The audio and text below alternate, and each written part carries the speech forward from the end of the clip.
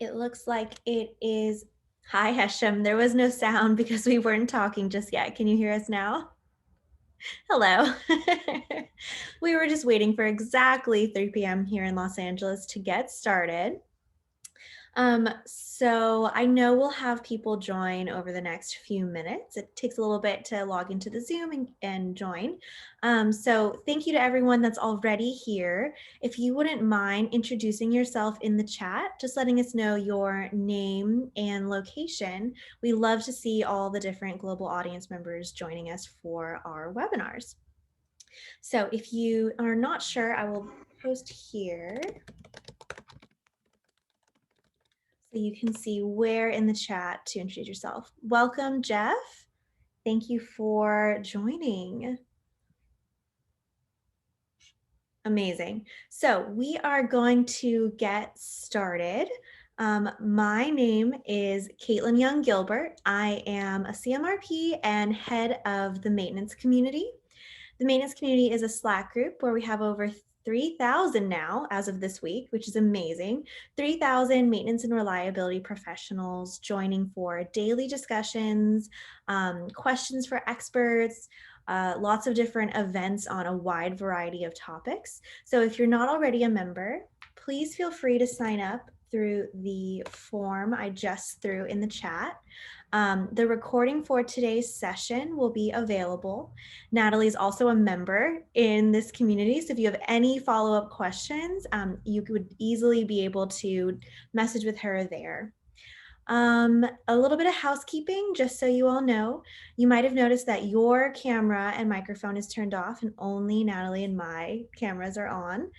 So a few of you have got it. I see you introducing yourself in the chat, but if you hover over where you see our faces, at the bottom, a dashboard will appear and you can press chat. And from there, you'll be able to ask questions throughout the webinar and introduce yourself. We're going to try and save 10 to 15 minutes at the end to answer any questions any of you all have. But I have lots submitted in advance, so I'm excited to have this discussion with Natalie today. I'd love to turn it over and let Natalie introduce yourself and what we're going to be talking about today. Hi, my name is Natalie, as Caitlin said. We're going to be talking about resumes, what clients want to see in resumes, how to necessarily be more helpful in landing a job opportunity. I have been in this industry for going on about 15 years. So I've been doing this very long term. I do it across the US. Primarily when I first started, most of my industry was Houston, Texas, Louisiana, but the companies that I've worked for have branched out throughout the United States. So depending on the needs, that's where they are. And so without further ado, I guess we'll go ahead and dive in. Caitlin, did you want me to go off of the listing that you gave me, or how do we want to start? Yeah, I'll ask the questions. It's Sure. from the listing that I gave you. And then if I'm seeing any questions coming up in the chat that is a good segue, I can also jump over to those. Okay, great. So a very general question just to get us started. What is your top advice for job seekers? My top advice for job seekers is to get you a good resume written. So that when you do submit that resume, you can be chosen as a candidate to interview.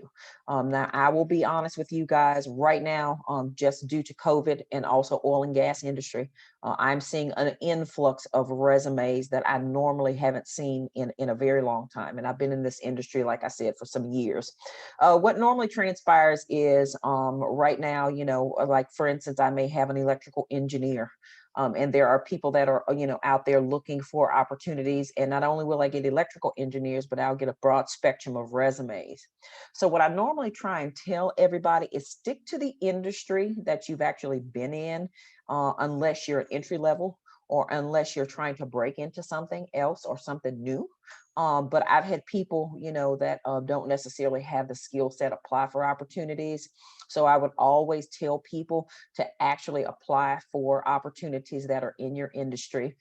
Best way to start is to have a well-written resume that will get you in front of these clients. Let's talk about that. When you say well-written resume, how do you define that? Okay. Well, first of all, I tell everybody, a lot of times when you see resumes, there's so many different variations of resumes.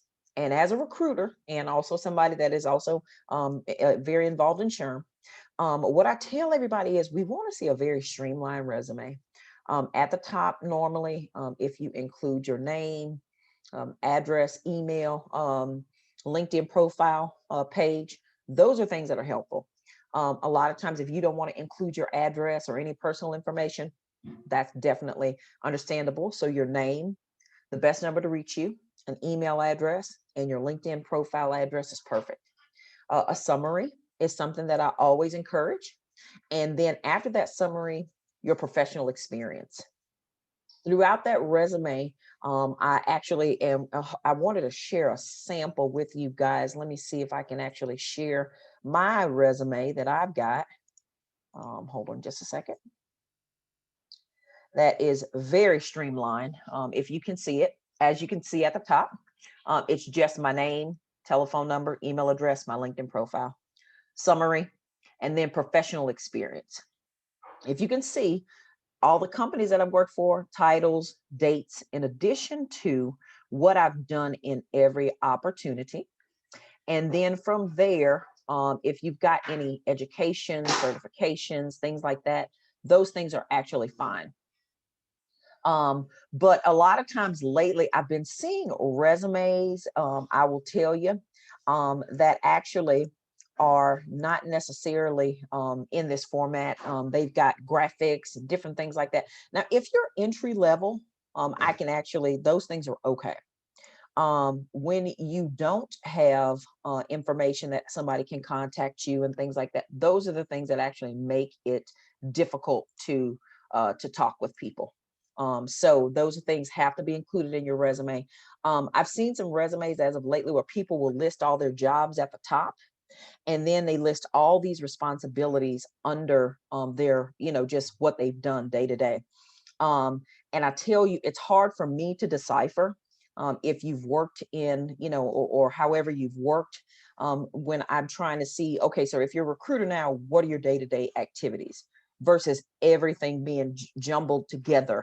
I can't tell what you do day to day. Does that make sense? Yes, and I think that's an important point you're making, which is in your resume, some people don't know what to put after the title, underneath in the bullets, right? Is it Mhm. my greatest accomplishments during that time? Is it what I was responsible for day to day? Does it need to be very, numbers driven? Like, how do I make sure that each section is curtailed to perhaps the role I'm applying to or giving the most valuable information? So, can you speak on that a little bit? Yes, yes. One thing is it can be numbers driven if you're trying to get into a sales role. Sales roles, numbers, definitely. Those are things that we want to see.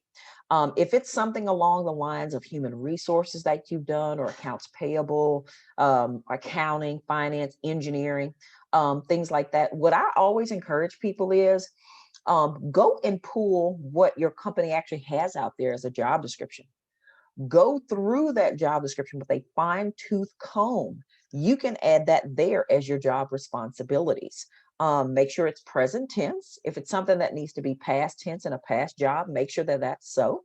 But a lot of times I encourage people, go out there, and if there's certain things that you don't see included in your resume that is day to day, you can add those things.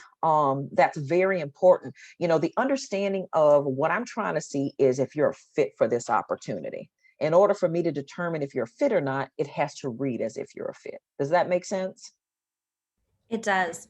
And what about, you spoke a little bit about it, but how beautiful does the document need to be? How many fonts should we be playing with? How many custom graphics? How many colors? How beautiful does it need to be? I tell you what, I'm gonna again go back to, I apologize, the wrong one. I'm gonna go back to my resume. And if you see it, it's not the most beautiful document. It is a very, very bland document. One thing, for it to be loaded into a database, which most resumes are, Times New Roman 10, Calibri 10 is fine. If you want to narrow your margins to get more there, that is fine. But you have to bear in mind, all of these are normally loaded into some type of system. And if you've got all these super duper graphics and you've got all these colors and fonts and different things like that, it's very hard to import that into a database. And sometimes we find ourselves calling these individuals if they're really worth it and asking them, hey, do you have a just a general resume that is just Times New Roman without the graphics, without the charts, without all of that? Because you have to bear in mind, most 90% of companies right now use some type of database. And those graphs and fonts and different things like that, they do not incorporate well into those databases. And sometimes it will cause a resume to be kicked out. So sometimes people are like, hey, I never got a call about that job. Well, we got your resume, we tried to load it, and because of everything that was going on in the resume, unfortunately, it missed it. Does that answer your question? Yes, it does. And I think it's important to note, if you're active on LinkedIn or any other professional development site, sometimes they say stand out, have graphics, have fun things, have fun facts about yourself. I think for certain industries where it's about, are you a creative professional? Like, are you into graphic design? That's when that's key. But what I'm hearing from your advice is about our industry, it's most important to focus on content, Correct. making it easy on the recruiter and the hiring manager to know that you're worth it, as you mentioned, right? You don't want someone to be like trying to decipher your resume and see if they want to put that extra effort into giving you a call. Because I would Absolutely. I would guess like the resume, while super important, is the first step, right, Natalie? There's so much more after that in terms of interviewing and sharing more that you don't want to, I don't know, disqualify yourself early on. Absolutely, absolutely. I agree with 100% with what you said.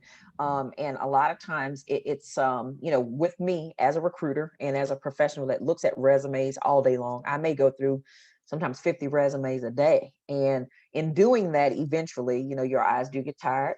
Sometimes we all use a system to where it's like there's certain keywords that I need to be found in that resume. And in my database, if you have electrical engineering mentioned 50 times as opposed to somebody who has it mentioned only 20, of course that's going to pull that resume up first. So if I can, like you said, caution you guys about anything, it is the content of the resume, because that is your knock on that door to be able to enter.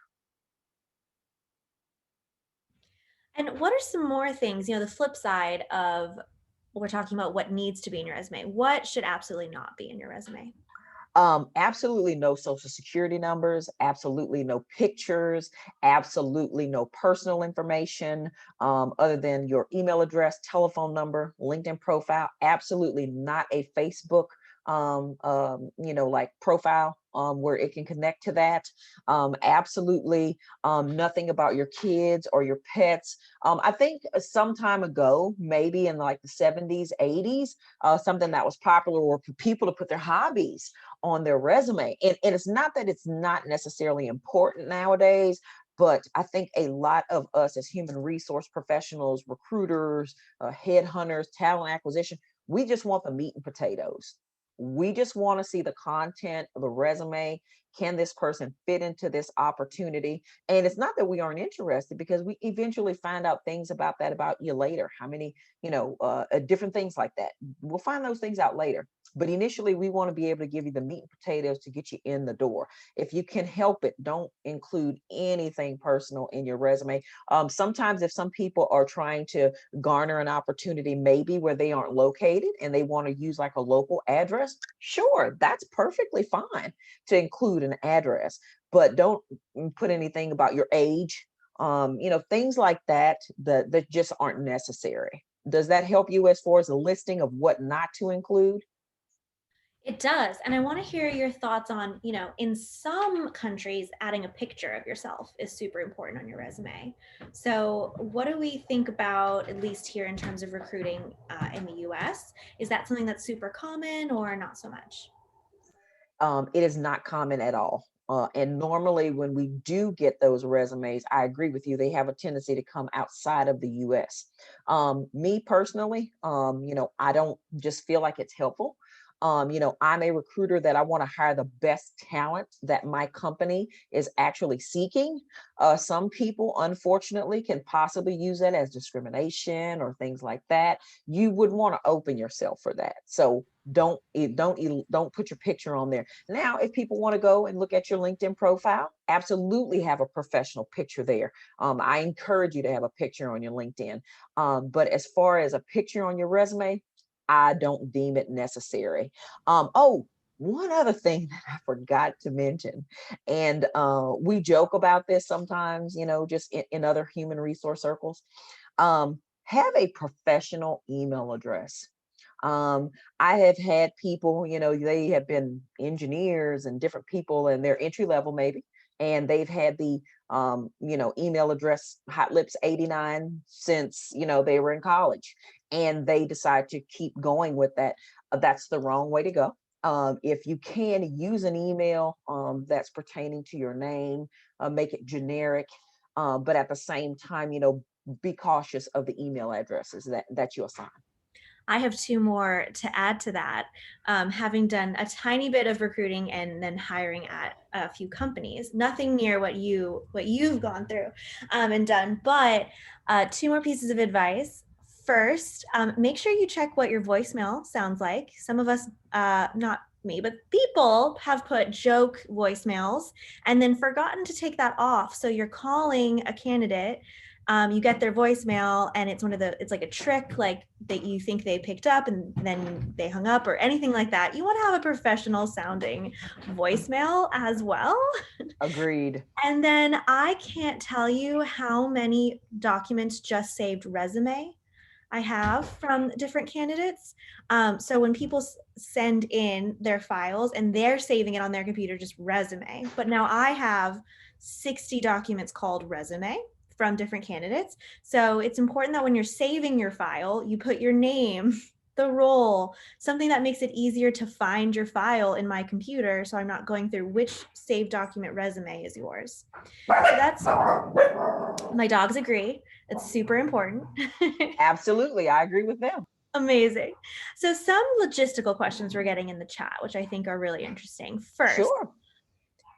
multi-page resumes, do or don't. Someone's asking, is it important to have one page? What's the happy place in terms of pages? The happy place depends on your professional experience. If you're an entry level candidate, recently graduated from college, maybe 2, 3 years out of college, and you've only worked one opportunity, then yeah, I expect your resume to be maybe one page, possibly one and a half. The rule of a one-page resume is very old, and it's not agreeable. I have had prior to my 15 years in recruiting, I actually worked in sales and use tax. I worked for Enron, I worked for Arthur Anderson, some very big names back in the early 2000s. With me having to work with them, if you want to see the expansion of my resume is probably close to 4 pages. Now, if you can consolidate that resume down to maybe 2 pages, that's great. But the rule of one-page resume, unless you're entry level to where you're just starting, then that is an old rule. Excellent. Thank you.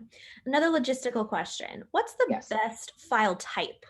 So Hesham asks, should I be sending PDFs, docs? What kind should I be sending in? Me personally, I would suggest, and I don't think it's a bad thing, send your resume to start in Word form. Normally, me as a recruiter, when I get your resume, I normally have to take it and place it on my letterhead anyway. So I normally have to go through a PDF convert to Word and then take it, or take a PDF editor and then go in and edit it to put it on my letterhead once you guys give me permission to submit it. So I would always start out with Word, but PDF, Word or PDF, they're equally fine. Excellent. Thank you. Rick asks, should past military experience be included in detail or a short summary? Me personally, I think it should be detailed in a short summary. Normally, I would put that under my professional experience. However, if you're just coming out of the military, that's different. You can actually use your military experience as a professional experience, because normally it is, because being in the military, you're assigned a job, most people in the military. So to me, that is professional experience that translate to professional experience. So, but yes, if you are a veteran of sorts, I would always include that in my resume. Absolutely. Perfect. Shadrach asks, which is more important, job description information or example of projects while in that job? It depends on the actual role. If you're an engineer and you're trying to garner a position that's very project oriented, then I would suggest you have a project oriented resume. That's something else that I tell people. It's never a bad thing to have two different variations of your resume. One variation can be project oriented. The other one can be more of a generalist resume.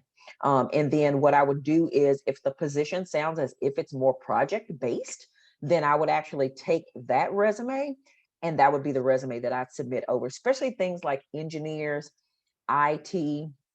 A lot of those things are going to be project based. So if you could have two different variations of your resume, then I think that that would be suggestible.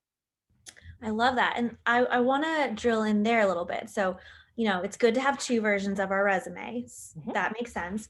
Should I be editing my resume every job application, right? Should I have a perfect resume that I can submit everywhere? Or should I be investing a little bit of time each time I'm applying to a new place and tweaking my resume? What would you say? I would suggest, because normally the recruiter is going to come to you anyway, or a lot of times with a human resource department, you might not necessarily get that. But as a recruiter, normally it's our job to help you find a job. So what we will do is we'll say, hey, can you contour your resume and add in, those two projects that we discussed that may not have been added in there initially. So those are things that we can actually kind of help you guide through with. But I always suggest to everybody have one resume that's more of like a generalist resume, then have one that's more project based. But don't be afraid to go in there if it's a position that you really, really want and kind of contour your resume a little bit. Should it take you hours to do this? I don't think so, but it should take you maybe 15, 20 minutes. Add a couple things that you see in that job description that you've actually done, honestly done those things in there. Add those things to the job description that you're currently in if you've done them. That's something else I always caution everybody about. Please, please, please make sure your resume is 100% honest. I have had people in professional roles go in and make changes to things and they haven't actually done those operations or worked on that projects. That is a huge no-no in any industry because it will come out that you cannot necessarily do the work. That's absolutely, absolutely right. Thank you for sharing that.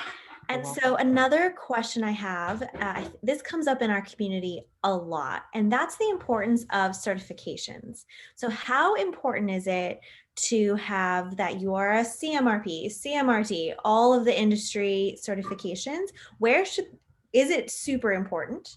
Are you hearing from a lot of companies that they're looking for people with certifications like that? And then, if it's important, where should it live on the resume? Okay. One, it depends on the industry. And if you've got that industry, a lot of times, like for human resources position, they may want somebody with a PHR. Me personally, if I had any of those types of certifications, as you can see at the top of my resume, it says my name. But if I had a PHR, it'd be comma, whatever that is. I'm looking at your title right now, and it says Caitlin Young Gilbert CMRP. There is nothing wrong with adding that to every document that you have on LinkedIn, on your resume, on your professional reference sheet. There's nothing wrong with that. Normally, I tell everybody to group their education and certifications under the once your professional experience is listed, then you can put in education and certification. Now if you're a new grad, that's totally different. I always tell them to put their education certifications at the top because that kind of dictates to the person that they're actually meeting or speaking with, is they're a new grad and now I'm looking for employment. Does that make sense, Caitlin? It does. And speaking about new grads, in the case that you are a new graduate with honestly no experience. You've been focused on school and you're looking for your first entry level job. What advice should people include jobs they had in high school or, that kind of work experience that's not relevant? How do you navigate that? My suggestion would be not necessarily anything that you worked in high school, unless you're coming straight out of high school, maybe not wanting to go to college and go into a trade. And then absolutely list those things. If you're a college graduate, you can, and I tell people this all the time. Normally, before you graduate college, maybe sometimes there's projects that you've done or different things like that. Under your education, you can list your project experiences, and a lot of times companies can see that that translates into real world experiences. Hopefully that's helpful. But what I tell everybody is, even though you have not necessarily worked while you were in college, there's something that you've done. You've worked on projects, you've actually worked in teams, just a lot of things that you do day to day will translate into the day to day working field. We just have to discover those things. Excellent. So I have a question from Ahmed. He is currently a consultant, but wants to move away from the consultant like work and be looking at different business opportunities, working with new prospects, maybe working in-house somewhere. And so I think it's a more general question of, if you have a track record of doing one type of thing, right? How do you signal, hey, I know what I'm applying to is not exactly what I've been doing for a while, but I'm ready to make the leap. How do you make yourself stand out when you know your resume might be telling a different story? Two things. If they give you an opportunity to attach a cover letter, put that in your cover letter. Also, too, in your summary, you can actually, on your resume, you can say, although I've been a electrical engineer for the past 10 years, I have my IT degree that I obtained 15 years ago. I'm wanting to start to break into that industry now. I feel like I'm ready to change or ready to do something different.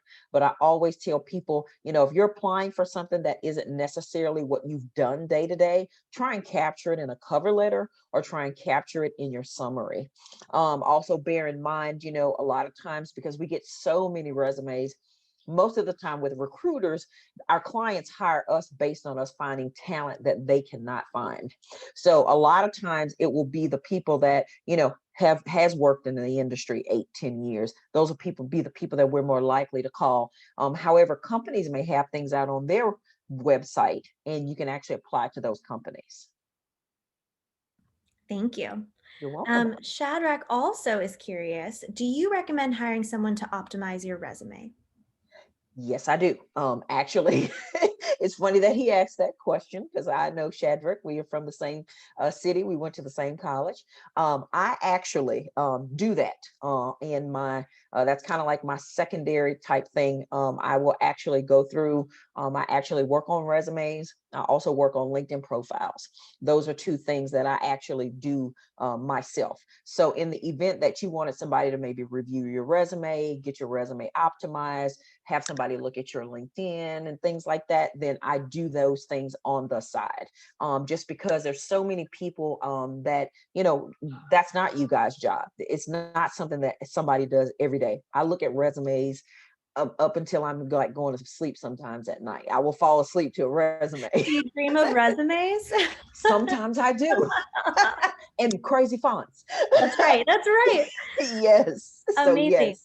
Well, that's so good to hear. And, if you're listening to this and shameless plug, you'd like to get Natalie's help, you could join the maintenance community, Slack her, and talk about working together. So just so y'all are, if you're on this webinar, I'm sure you're interested in how to up level your resume game. So there is a hot tip right there.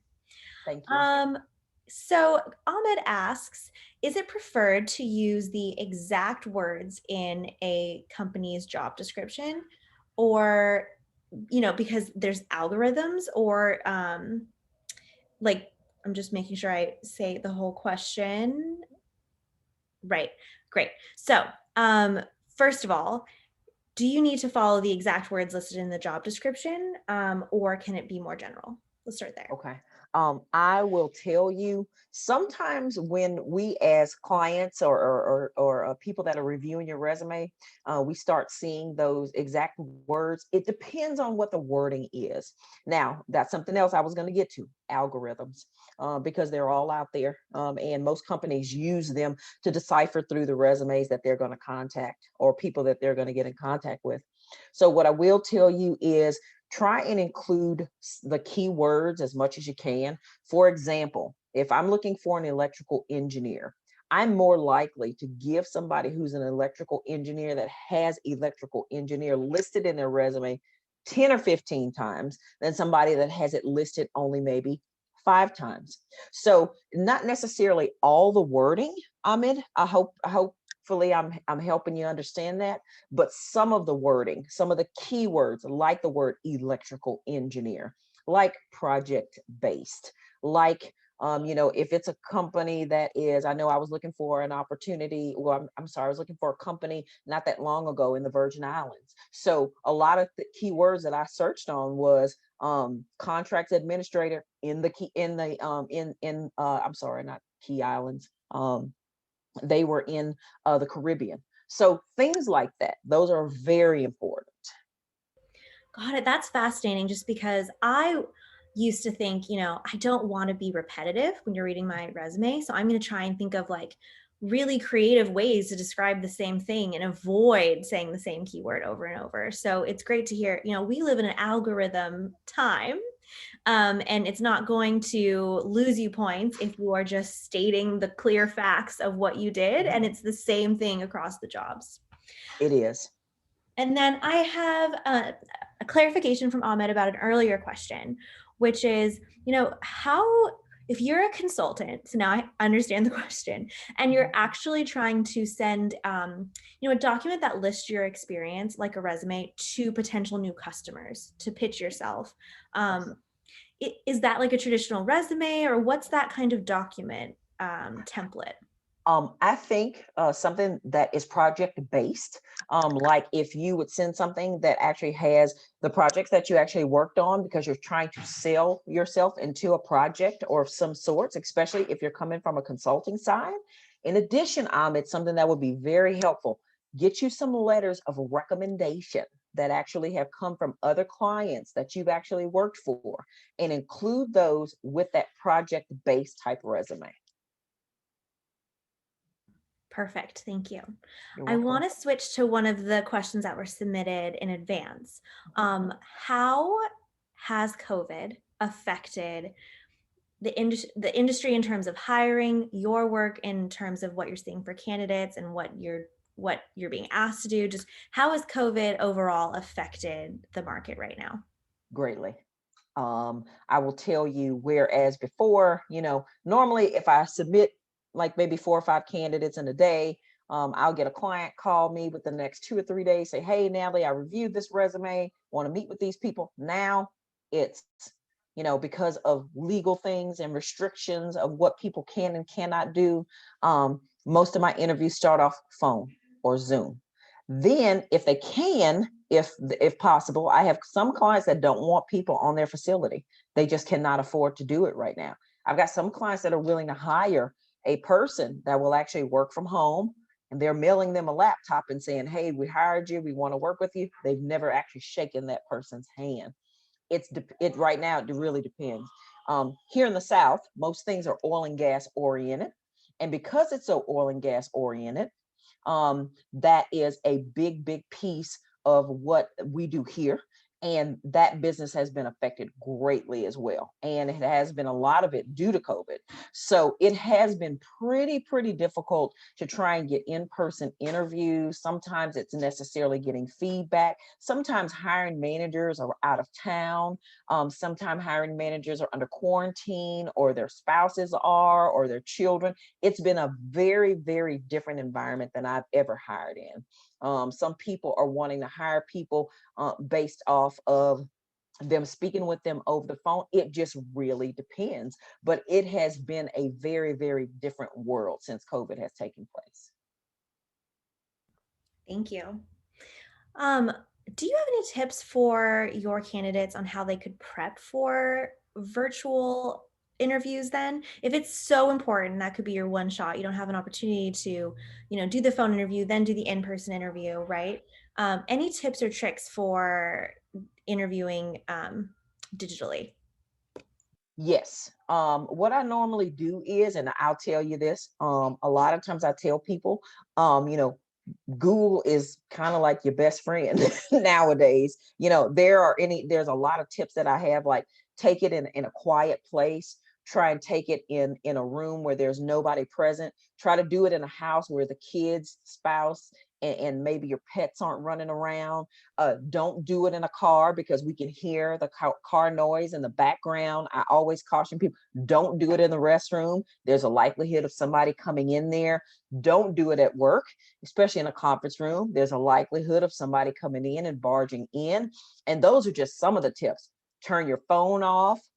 If you are taking it from a laptop, my phone right now is off because I knew I had to give my undivided attention to this webinar because these are very important to me. Things like that. Those aren't things that, make sure that if you have somebody that's sick in your house, let them know, hey, I'm going to be unavailable for a certain time frame. And those are just some tips to start. And then right now with everybody, most people are being at home because they can't work outside.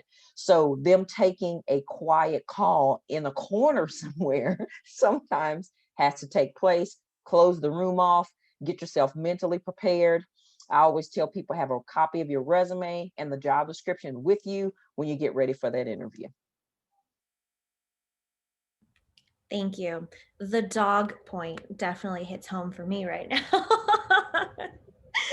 Amazing. Okay, so my next question for you is, how do you stand out, when you're looking for candidates, right? How we as candidates, how can we stand out to recruiters? Is it LinkedIn is super important, or any other tips in standing out so that you can be found? LinkedIn is very important. I will tell you, the first thing, I think I joined LinkedIn in 2008, and I've been an advocate of it ever since. And it's only gotten more popular. And I will tell you, as a professional seeking other professionals to employ, first place we go is LinkedIn. I always tell everybody, it's important to have content there. If you go look at my LinkedIn profile, it's 100% complete. Some people are intermediate, some people are entry level. I would have, I would actually have recommendations there. I would have people that have actually filled out things for me. There are a picture, there's a background picture you can have there. There's a summary, there's education, certifications, any media, any type of projects. All that stuff can be included there. It's very important to have a very progressive and well-written resume, but it's just as important because not only am I checking your LinkedIn profile out, my client that potentially wants to interview you, that's the first place that they're going also. So I think the resume and the LinkedIn profile are both equally important to have them. Right. And today, we're focusing so much on resume. I think we're going to have a whole nother conversation just on like LinkedIn success, how to optimize your LinkedIn, what to do, what not to do. Yes. A general question we received though is it worth the investment in getting LinkedIn Premium or any of the paid LinkedIn plans? Or is a free, like basic but well put together LinkedIn good enough? Me personally, I've always had the free one until I needed premium for recruiting purposes. But if I were you guys, I would have mine updated to the max. Link up with as many people as you can in your industry, also recruiters. Because just because I'm a recruiter, another recruiter may be looking for somebody. My profile, I keep it open so people can go in and go through it. They may find you, they may find your resume based off of you liking something that I posted. You may be actually, because I leave my profile open where everybody can view all the other people that I'm connected to, they may find you that way. So I think that that's very important also. I would actually suggest that you do that as well. Excellent. That ties to a question we just received, which is, are you, as a recruiter, are you Mhm. reading people's content, like the posts they're submitting or the comments they're making? How important is that versus like the profile? The profile is the most important piece. The profile is the most important piece. Most of, and I'm looking at this question here from Katrina Thomas. Her profile looks very similar to her resume, as it should. Mine looks very similar to my resume as well. So yes, I definitely agree with you, Katrina, in that. And I apologize. Go back to that question again, Caitlin. I got No off here. problem. No Mhm. problem. So, there's I think a couple sides to LinkedIn, right? One side is like your profile, your expertise, and what you can control, and then there's this like more social networking side where you can comment, right, and post content. And so, how important as a recruiter is it when you're checking out a candidate? Do you look at their activity? Do you look at things they've commented on? That side of LinkedIn. Sometimes we do, but I try to stay away from that type of thing because everybody has their beliefs, and everybody's beliefs are different. But sometimes, if just necessarily, and this has never been in my instance, but there's been times where I've actually heard people say, "Well, I'm not going to be connected to that person anymore because of their political affiliation. I'm not going to be connected to that person anymore because they posted something religious today." So basically, I kind of steer clear of those parts of LinkedIn. I stick strictly to professional, strictly business, strictly the positions that I'm hiring for. Now, I may post like Happy Thanksgiving, something like that along those lines. But yeah, I try not to get too deep into that type of stuff.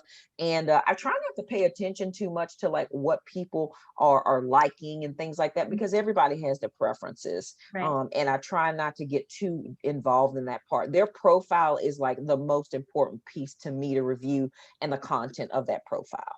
Got it.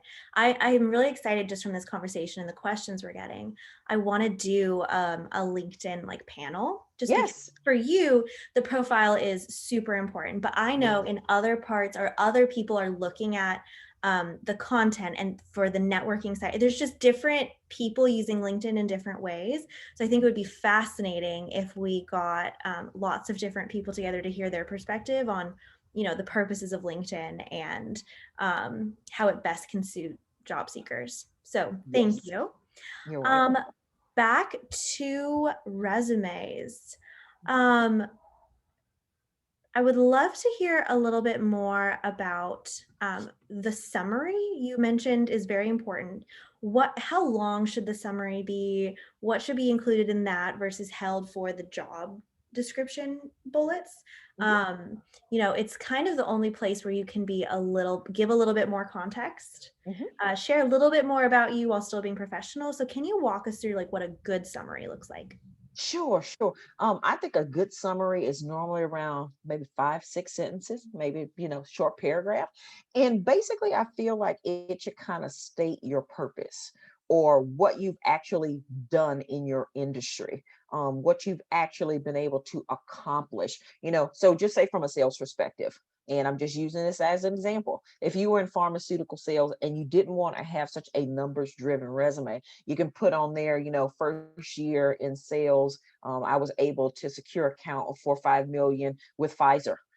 That's something that you may want to put in your summary. You may not want to put that necessarily in the content of the resume under the job description. That may not be the way your resume is written, but you'd want to put like key points there. You want to put things that kind of you can't, like you said, necessarily tell from day to day what the job description is, but you can put things like that in your summary that actually helps them kind of understand, have you been project based? You can put on there a project based engineer with 10 years of oil and gas experience, looking for a new opportunity in offshore oil and gas. I mean, something like that as an example, and it helps them to know, okay, this is what he's done, but this is also what he's looking for. Does that answer your question?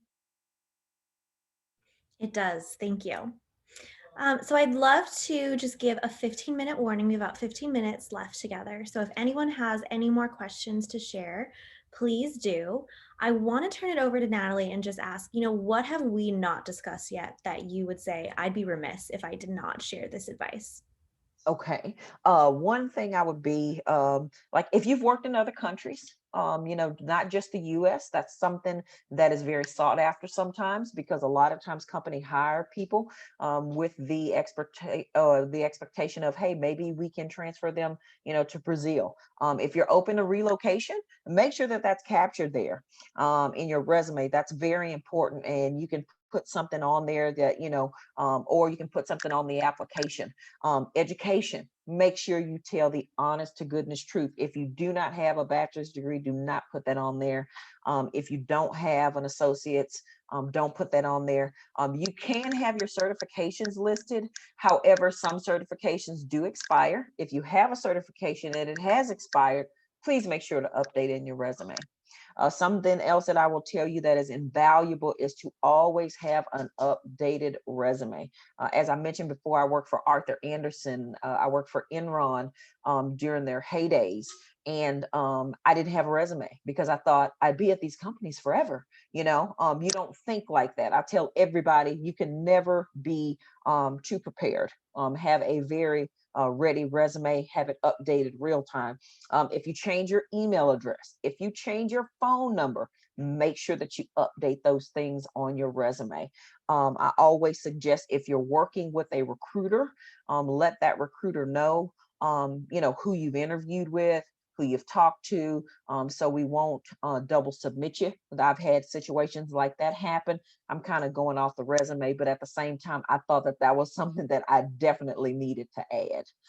For profit universities, how do you handle this if the only education a person has? For profit universities, um, I If don't you wouldn't mind clarifying your question, just letting us know. Um, I think the question is, should you include your education if it is from a for-profit university? absolutely. Right. Yeah, You did the absolutely. work. hmm Absolutely. And then Chad asked, what's the most extreme do not do have you seen? I have seen people submit resumes and not spell check them. That is probably one of the worst things that you could absolutely do because that looks like on my side that you're lazy.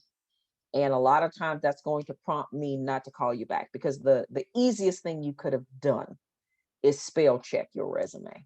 That's the easiest thing. Another thing that do not do is those email addresses. If they're not, make sure they are rated G. Make sure that they have something that incorporates your name into it. And then also to make sure that your LinkedIn profile is, and I'm going off again, but it's just some key points or key things that I'm thinking of that are just running through my head. Make sure that the LinkedIn profile picture that you have is a headshot and not because I've seen some other shots and different things like that as far as pictures, and people will go in and look and be like, oh, did you see that person's LinkedIn picture? So make sure that that's important as well. I know I said we're going to talk about LinkedIn so much, but I have another question for LinkedIn. Sure, sure. Should you put your location as where you currently are based or where you want to be based? Um, I currently don't have a location on mine. I'm Okay. actually in between Louisiana and Texas. I'm always been in Louisiana. I'm either one or the other. And right now I'm in Texas. Next week I'm in Texas, but the following week I'm in Louisiana. So I don't have my location on there. I'm not saying that you can't, but that's totally your call. But I like again, I always say make sure that you're being the most honest person. So to me personally, just because honesty is key, I'd actually put where I'm currently located, but then I put something as a disclaimer in there, currently located in Louisiana, trying to transition or wanting to move my career to Texas or wanting to relocate to Texas. Got it. That Mhm. makes sense. Absolutely. So Cynthia asks, with jobs being eliminated, what advice would you give for someone looking to make a career change? Two things, Cynthia. Bear in mind, if you're going for something that you've never been in before, it's probably going to be entry level. Bear in mind, your pay may be nominally less than something that you've carved a career for throughout your life. Does that make sense? That's one thing.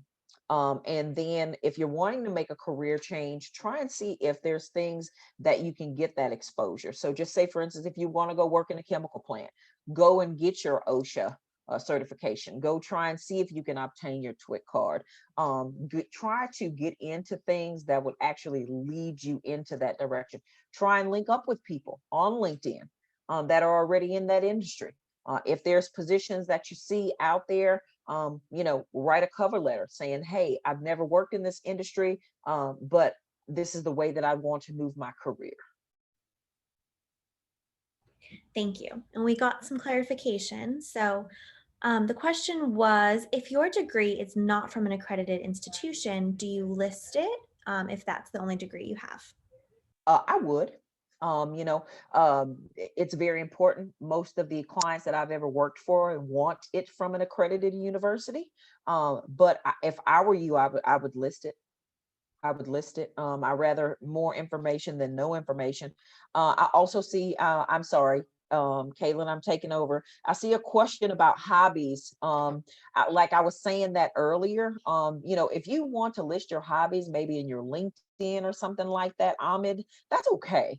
But as far as having that included in your resume, that's just taking up space that you can put in more other things. I wouldn't list anything like your hobbies or book reading or anything like that. Then that's just personal So a to me. company who's asked you to find them talent has never said, I need this hobby as well as this experience. Right. Never. It's something that's great to come up in the interview. It Hmm. also could be a great networking tool on LinkedIn, Hmm. Ahmed, but in your resume, when it's time to get down to business and you want that shot for that interview, it's probably not the best place for it, is what I'm hearing from Natalie. Absolutely, absolutely. I mean, when we see that in resumes, we skip over it. I don't even, look at that part. And then Shadrach asked, if you do not have intern or co-op experience, would you recommend attaining some before you graduate? Absolutely. If you can get some type of internship or co-op in your any years of college, even if you're working and going to school, getting some type of working experience, I would definitely, definitely encourage that. Great. And we have another question about the tricky part about moving regions. So we were talking about career changes, right? So you're Mhm. moving one, you have experience in one industry and you're trying to get into another, and how to overcome that through your resume, through LinkedIn. And so Ahmed's asking, you've worked in one region or country your whole life, and now you've already moved to a new country and you're starting from scratch. And so when they look at your resume, some people can say, well, you've never actually worked here, you've only worked there. How do you overcome that? I've had that instance, Ahmed. And what I've normally tried to have those candidates express to the person that they're interviewing with is, just because I don't have the United States experience or this region where you're located, it does not mean I don't apply those same skills as an engineer, as an IT professional to the position that I've worked. The same thing, I was having a conversation earlier with Caitlin. Me personally, I don't think you have to have oil and gas experience to work in the oil and gas arena. That's my personal opinion. A lot of times I do have clients that say, no, Natalie, I want this person to come from oil and gas. So it's normally at the client's discretion. But what I would tell you, Ahmed, is even though you don't have, experience in a certain region, I would actually have a cover letter that would actually also be included in my resume, saying something along the lines of, I've applied the same principles as an engineer to these projects that I've worked in this other region, if that makes any sense. It does. Thank you. Mhm. All right, we have about 5 minutes left. Oh, Ahmed says thank you. So it looks Oh, like we you're did answer the welcome. question. We have about Yes, you're 5 minutes left. So I welcome. would love to hear, if anyone has any follow-up questions or would like to get in touch with you, Natalie, what would be the best way to do so? Oh, it will be my email address, and I will give you my email address. I'm going to include it right now. And also too, get in touch with me on Slack. I'm so happy that Caitlin actually invited me to join you guys on Slack.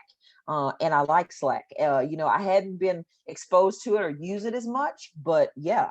And like she was saying earlier, I'd love to do a follow up on like LinkedIn or getting the interview. What do you do, in an interview? So I do not mind. I come from a background of helping others. And I think the farther and the more that I help people in life, then the farther I'll go in life. So that's always been very, very important to me. Excellent. Yes, I see lots more educational webinars in our future, just drilling into all these different topics, and I'm so excited.